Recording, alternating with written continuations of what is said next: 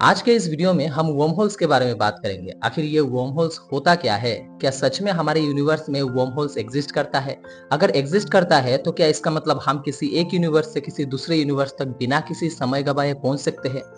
आइए समझने की कोशिश करते हैं वर्म होल्स की पूरी कहानी। इमेजिन करो कि हमारा धरती खत्म होने वाला है और साइंटिस्ट को हमारे नियरेस्ट गैलेक्सी एंड्रोमेडा में एक धरती जैसा ही प्लेनेट मिला जहां इंसान रह सकता है।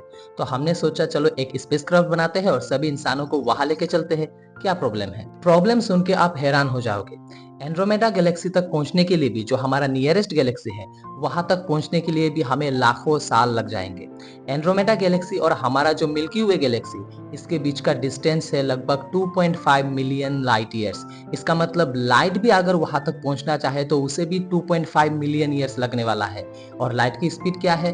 3 लाख किलोमीटर पर सेकेंड। सोचो, इस स्पीड से भी जाके भी उसे 25 साल लग रहा है यहाँ से वहां तक पहुंचने के लिए। और हम अगर 28,000 किलोमीटर पर आवर से भी चल पाए तो हमें वहां तक पहुंचने के लिए सदियां लग जाएंगे। इससे आपने ये अंदाजा लगा लिया होगा कि हमारा यूनिवर्स कितना विशाल है। हम अगर सिर्फ अपने सोलर सिस्टम को भी पार करना चाहे तो इसमें भी हमें सालों लग जाएंगे। अब सवाल ये है कि क्या इसका कोई शॉर्टकट है जिससे हम इस लंबी दूरी को कम समय में ट्रेवल कर पाएंगे?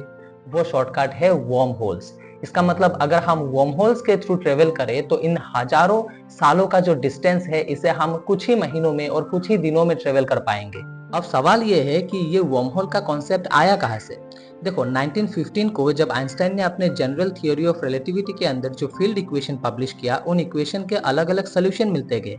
जैसे कि सिंगुलरिटी का कॉन्सेप्ट वही से आया जिससे हमने ब्लैक होल को डिस्कवर किया। ठीक उसी तरीके से उन्हीं इक्वेशन का एक सोल्यूशन है वर्म होल, मतलब वर्म होल का कॉन्सेप्ट वही में से आया है।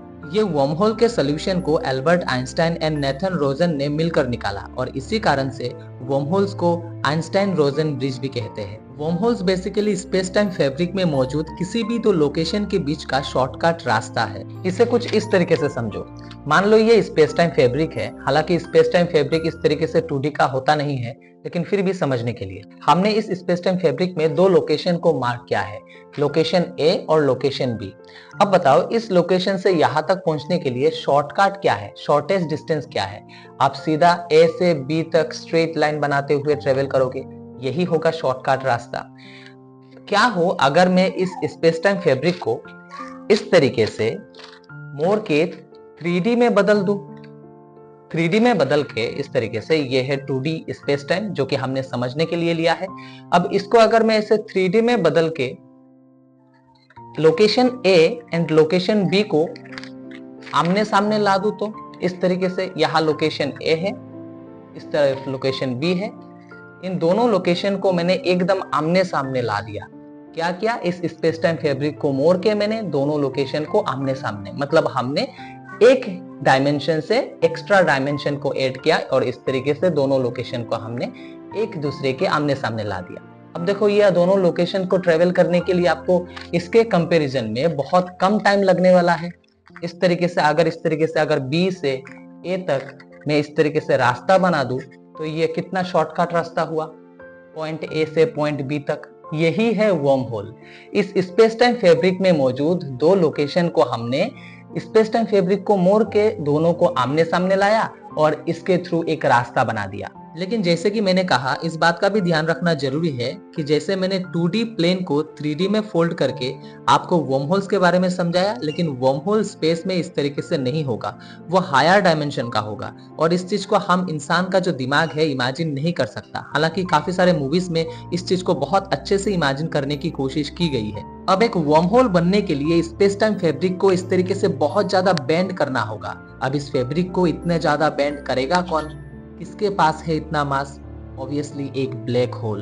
तो एक ब्लैक होल ही वर्म होल में घुसने का रास्ता बन सकता है। मतलब ब्लैक होल के इवेंट होराइजन के अंदर से कोई भी चीज बाहर निकल के नहीं आ सकता। इसका मतलब हम अगर ब्लैक होल के इवेंट होराइजन को क्रॉस कर ले तो हम सीधा ब्लैक होल के सिंगुलरिटी तक पहुंच जाएंगे। सिंगुलरिटी ब्लैक होल का सेंटर है, एक ऐसा पॉइंट जिसपे डेंसिटी इनफाइनाइट है और इसी एक पॉइंट पे ब्लैक होल का पूरा मास कंसेंट्रेटेड होता है और यही पॉइंट, यही सिंगुलरिटी स्पेस टाइम फैब्रिक को इतना ज्यादा बेंड कर देता है, इनफाइनाइट तरीके से बेंड कर देता है, जिससे एक ब्लैक होल बनता है। हालांकि ये सिंगुलरिटी एक नॉन रोटेटिंग ब्लैक होल के लिए पॉइंट में मौजूद होगा और एक रोटेटिंग ब्लैक होल के लिए ये एक रिंग के आकार में मौजूद होगा। अब हम एक ब्लैक होल के थ्रू वर्म होल के बीच रास्ते तक यानी कि सिंगुलरिटी तक पहुंच तो जाएंगे, लेकिन उस रास्ते से यानी कि उस छोर से हम निकलेंगे कैसे, क्योंकि ब्लैक होल तो हमें छोड़ेगा नहीं, वहां से हम एस्केप कैसे करेंगे। मतलब एक ब्लैक होल ने हमें खींचा और हम अंदर जाके अटक गए।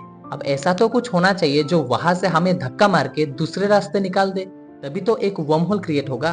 अब यही पर आता है व्हाइट होल का कॉन्सेप्ट। जैसे black hole theory of relativity का एक सोल्यूशन है, ठीक उसी तरीके से उसी का एक सोल्यूशन है व्हाइट होल। एक व्हाइट होल का प्रॉपर्टी ब्लैक होल के प्रॉपर्टी का ऑपोजिट होता है। जैसे ब्लैक होल सभी चीजों को अपने में खींच लेता है, ठीक उसी तरीके से व्हाइट होल सभी चीजों को अपने से दूर भगाती है, यानी कि व्हाइट होल में जाके कोई भी चीज अटक नहीं सकता। इसका मतलब अगर एक ब्लैक होल के उस तरफ एक व्हाइट होल मौजूद हो तो एक वर्म होल बन सकता है। इसका मतलब हम एक रास्ते से घुस के दूसरे रास्ते से निकल सकते हैं। फिर वही बात, इस यूनिवर्स में व्हाइट होल एग्जिस्ट करता है कि नहीं हमें नहीं पता। कुछ साइंटिस्ट के हिसाब से व्हाइट होल एग्जिस्ट नहीं कर सकता, क्योंकि ये अगर एग्जिस्ट करेगा तो ये एंट्रोपी को घटाने का काम करेगा। लेकिन थर्मोडायनेमिक्स के सेकंड रूल कहता है कि एंट्रोपी कभी भी घट नहीं सकता, वो हमेशा बढ़ती रहती है। इसका मतलब यह हमारे फंडामेंटल लॉस को तोड़ रहा है। अब ये एंट्रोपी बढ़ने का मतलब क्या है, इसे समझो जिनको नहीं पता।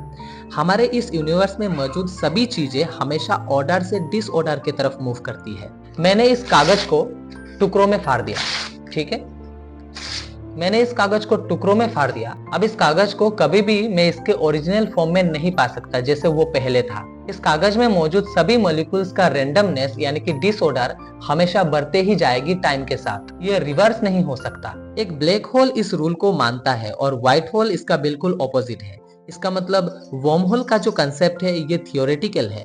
ब्रह्मांड में कहीं वर्म होल एग्जिस्ट करता है कि नहीं हमें नहीं पता, लेकिन वही बात कर भी सकता है, क्योंकि जब ब्लैक होल का थियोरेटिकल कॉन्सेप्ट आया था तो लोगों को लगा था कि ब्लैक होल भी एग्जिस्ट नहीं कर सकता, लेकिन 1960 में हमने ब्लैक होल का रियल फोटोग्राफ लिया। तो कुछ भी हो सकता है फ्यूचर में। मिलते हैं नेक्स्ट किसी वीडियो में।